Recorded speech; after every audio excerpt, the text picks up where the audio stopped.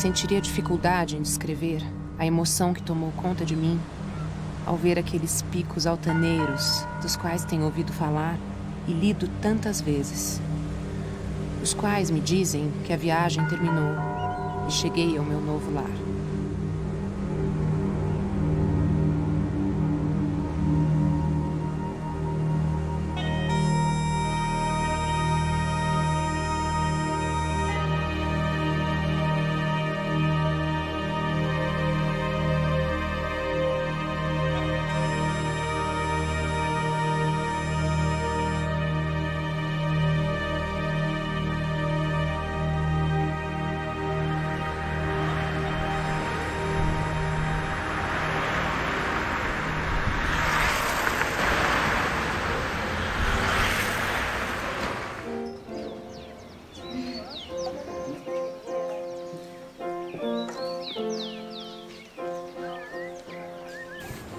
Marcos, a Bíblia de Mel ficou aonde?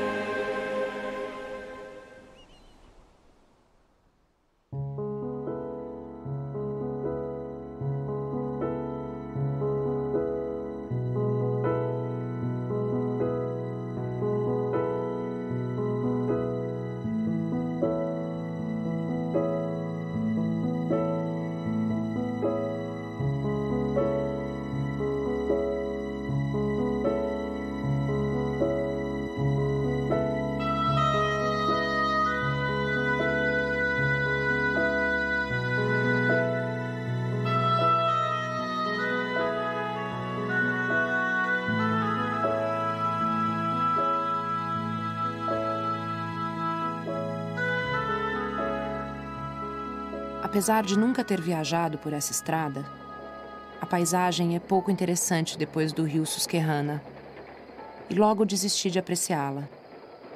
Concentrei-me nos sentimentos que naturalmente se apossam de quem sai de casa para viajar pela primeira vez por longo tempo, sentindo-me um estranho em terra estranha.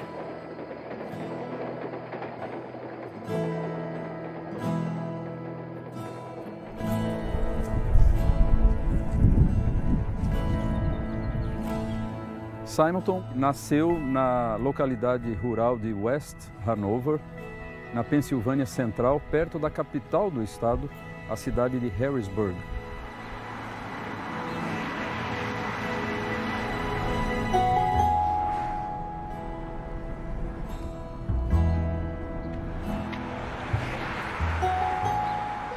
Yes, that's right here.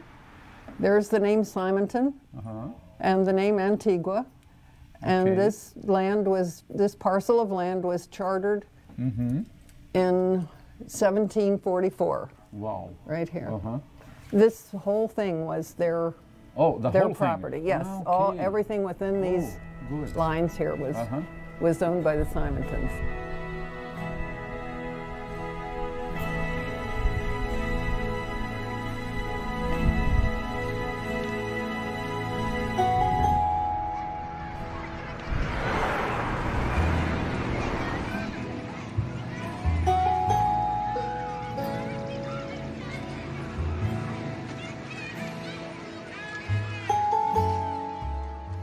The building we're in now is not the original building on this site. There has been a school on this particular site since probably back in the 18th century. But buildings fall down and are rebuilt, and this is the latest version of the Oak Hall School, where one of the Simontons was a student at one time.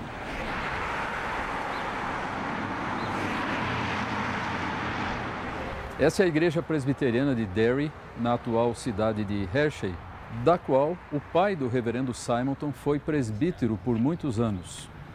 Daquela época só resta hoje uma antiga casa de madeira que servia como sala de reuniões do conselho, escritório pastoral e também como uma pequena escola paroquial.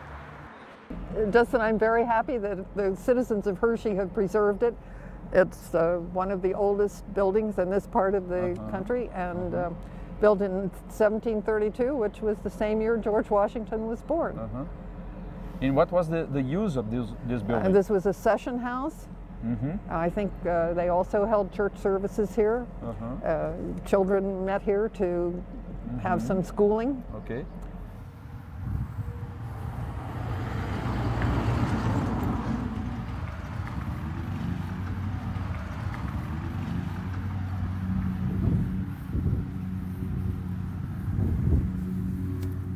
We can see here the name Dr. William Simonton, died in May 1846. And here we have another very important tombstone connected to Old Hanover Church and also to the Simonton family, which is Reverend Ashbel Green Simonton's grandfather.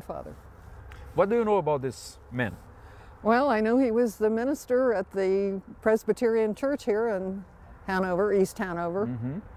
And beyond that, I'm afraid I don't know too much about him. I read somewhere that he pastored this church for 56 years. Yes, yes. That's old, yeah. It sure looks old, doesn't it? So the Stone House is a little house right there. Com o falecimento do seu pai e também do seu avô, a família se mudou então dessa localidade rural, a fazenda Antigua, para a cidade próxima, a capital Harrisburg. A primeira opção vocacional dele foi o magistério. E em conexão com isso, ele fez uma famosa viagem que ele descreve com muitos detalhes no seu diário, ao sul dos Estados Unidos, onde ele teve uma experiência na área da educação. Essa viagem toda levou mais ou menos 1 ano e meio, e ele foi até a cidade de Starkville, no Mississippi, onde ele por algum tempo dirigiu uma academia para meninos. Na volta para casa, ele mudou de ideia quanto ao seu futuro trabalho, achou que seria melhor tornar-se um advogado e chegou até a estudar um famoso compêndio de direito. Mas então aconteceu aquele evento na sua igreja, agora na cidade de Harrisburg. Houve um avivamento naquela igreja e ele foi alcançado, por esse avivamento, e junto então com essa experiência religiosa profunda veio o desejo de fazer finalmente a sua profissão de fé, tornando-se membro, e também a vocação para o ministério. I'm reading from the session record for May 1, 1855 for the English Presbyterian Church, and the notation is that the following persons were examined as profession of their faith in Christ and were received to church privileges. And among the persons received that day, we find the name of Green W. Symington. And then, looking ahead to July 8, 1858, we find the notation that a number of members were transferred to what was becoming the Pine Street Presbyterian Church, and we find the name of Mr. Symington in the record along with other members of his family.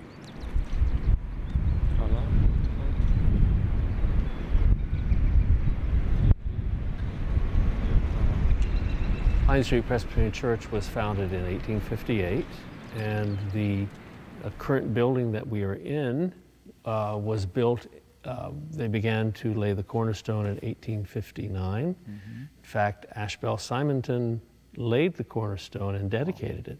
Well, I knew about his great heritage, his work in missionary work in Brazil. I think in some way that heritage has been inspirational to our continued commitment to mission here in our community and abroad. We've got a wonderful legacy of sending out mission teams.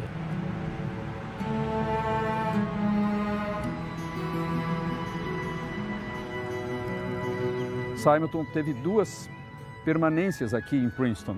Primeiro, estudando no College, que hoje é a Universidade de Princeton, e posteriormente no Seminário Teológico.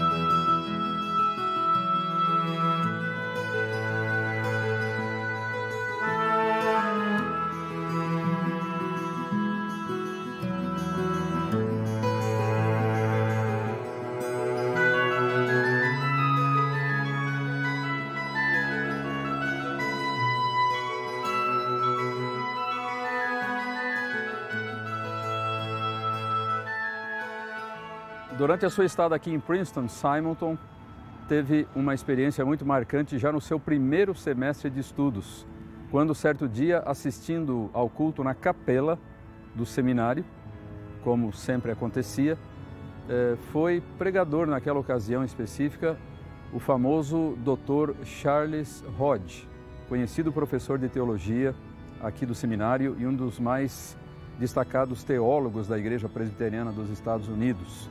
Então, nesta ocasião específica, o Dr. Hodge fez um apelo em favor das missões estrangeiras, mostrando a necessidade de novos obreiros para os campos. E foi então a partir dessa ocasião, desse culto e desse sermão, que Simonton começou a pensar seriamente na possibilidade não de ser um pastor aqui no seu próprio país, mas de ser um missionário em outro país, em outra parte do mundo. E com o passar do tempo ele acabou se decidindo pelo Brasil e se apresentando oficialmente como candidato à Junta de Missões Estrangeiras da Igreja Americana e, com o correr do tempo, acabou sendo, conforme o seu desejo, enviado para o Brasil, chegando ao Rio de Janeiro no dia 12 de agosto de 1859. Simonton passou o primeiro ano da sua residência no Rio de Janeiro pregando quase que somente em inglês, para viajantes que passavam por ali e também residentes estrangeiros da cidade. Foi só no início de 1862 que ele organizou a Igreja Presbiteriana do Rio de Janeiro, com apenas 2 membros, e alguns meses depois partiu para a sua terra, os Estados Unidos, numa viagem de férias. Em 1860, chegou o seu colega e cunhado Alexander Blackford, casado com a irmã de Simonton, Elizabeth. E no ano seguinte, então, à chegada de Blackford, chegou o terceiro colega, o terceiro missionário, que foi o reverendo Francis Schneider. Então, esses foram os pioneiros da obra presbiteriana no Brasil, esses 3.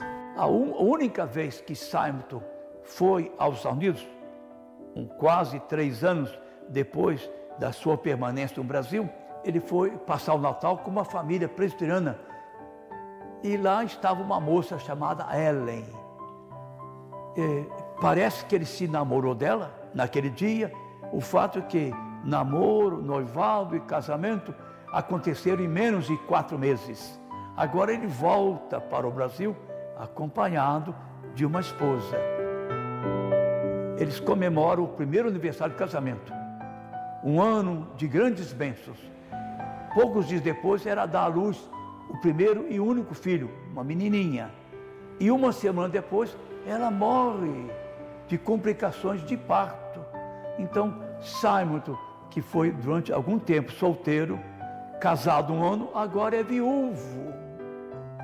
Então é difícil imaginar a extensão do sofrimento de Simonton. Foi nesse ano, 4 meses depois do falecimento da esposa, que Simonton fundou o primeiro jornal protestante do Brasil e da América do Sul, a Imprensa Evangélica. Ele teve que se acostumar com o povo, com a língua, com a comida, com a cultura, e ele teve momentos de abatimento com a sua dificuldade em aprender a língua portuguesa. O fato é que no ano seguinte ele começou a pregar em português, e não com muita rapidez, mas começaram a haver conversões, e eles organizaram a primeira igreja presbiteriana do Brasil no Rio de Janeiro.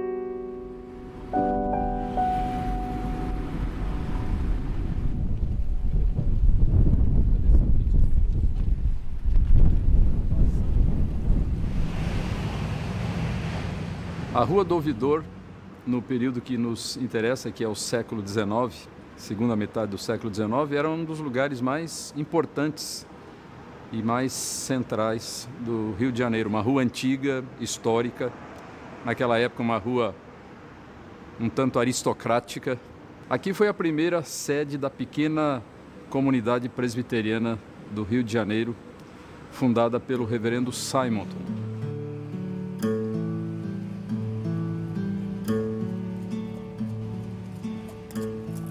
Este local foi a quarta sede do nascente trabalho presbiteriano no Rio de Janeiro.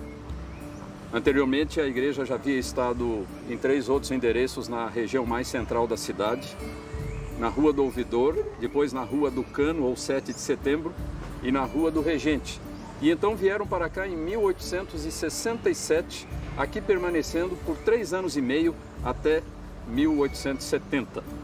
Então, no térreo ficava uma cervejaria, onde nós vemos esses arcos, e então nos pavimentos superiores estavam as instalações da igreja. No primeiro pavimento, o salão dos cultos e também uma pequena livraria e a escola paroquial. No segundo pavimento estava localizado o pequeno seminário presbiteriano e o alojamento dos estudantes. E então no último pavimento havia um pequeno apartamento que era ocupado por uma família da igreja, a família do poeta Santos Neves. E aqui então a igreja desenvolveu as suas atividades por 3 anos e meio, e saindo daqui foi então para o endereço atual, a antiga Travessa da Barreira, hoje a Rua Silva Jardim.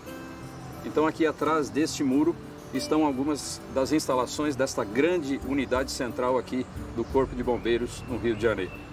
Aqui é o coração do Corpo de Bombeiros, né? Todas as operações de salvamento, elas são controladas a partir daqui. Ok. E aqui então é que ficava localizado aqui o são prédio. as ruínas, não tão ruínas, porque já foram tratadas, né? Certo. Mas seriam as ruínas originalmente onde funcionou o salão de cultos, né? Onde Simonton pregava originalmente. Essas colunas são as mesmas do tempo. Muito interessante. Essa coluna é a história, essa coluna já existia. Esse imóvel foi muito maior do que todos os 3 anteriores que a igreja havia ocupado. E por que a preocupação de alugar um imóvel maior? Porque aumentaram muito as atividades da igreja a partir de 1867, quando houve a mudança para cá. E pouco tempo depois iniciou-se a construção do primeiro templo, que foi inaugurado em 1874, 4 anos depois que saíram daqui, deste imóvel. E que foi o primeiro templo presbiteriano do Brasil. E que serviu a igreja durante mais ou menos 60 anos, até a construção da atual igreja chamada Catedral Presbiteriana.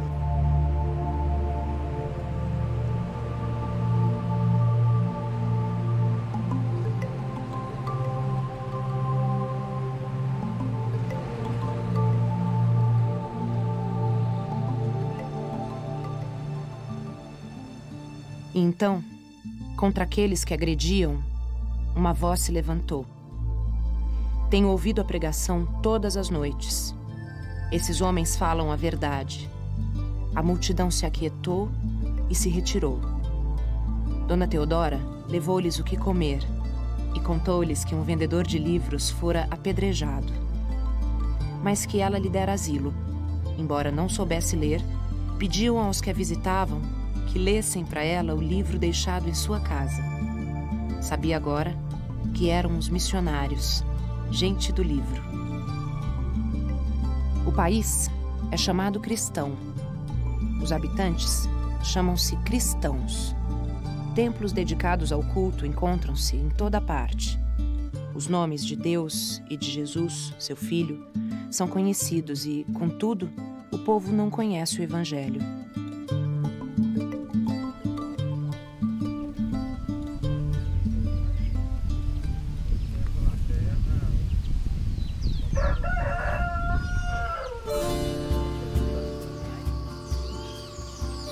Foi nesta localidade que um tio do ex-padre José Manuel da Conceição, ele tinha uma paróquia nessa localidade, e o primeiro contato do José Manuel da Conceição foram com esses luteranos aqui na fazenda, na Floresta Nacional Ipanema.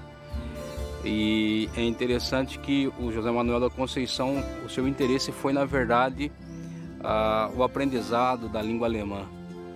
E ele aprendeu a língua alemã através de algumas literaturas protestantes e alguns ensinamentos e pensamentos de Lutero. Bom, nós estamos dentro da fábrica de ferro que fazia as armas brancas para o Império. Em volta desta fábrica nós temos a vila, que seria chamada uma vila industrial. Ao lado da vila industrial tem uma pequena paróquia. E daí ele foi percorrendo várias cidades. O grande foco do ministério do José Manuel da Conceição foi a cidade de Brotas. Foi nessa cidade que ele desenvolveu boa parte do seu ministério e do seu trabalho. Em 15 de dezembro de 67, que é lida, né, a excomunhão dele da Igreja Católica aqui. Daqui em Brotas. Aí o padre local que lê a sentença para o povo. Ordenando para que ninguém, né, abrigasse a nova prática que o Conceição havia abraçado, né? E um outro fato interessante também é o livro primeiro de Atos da nossa igreja.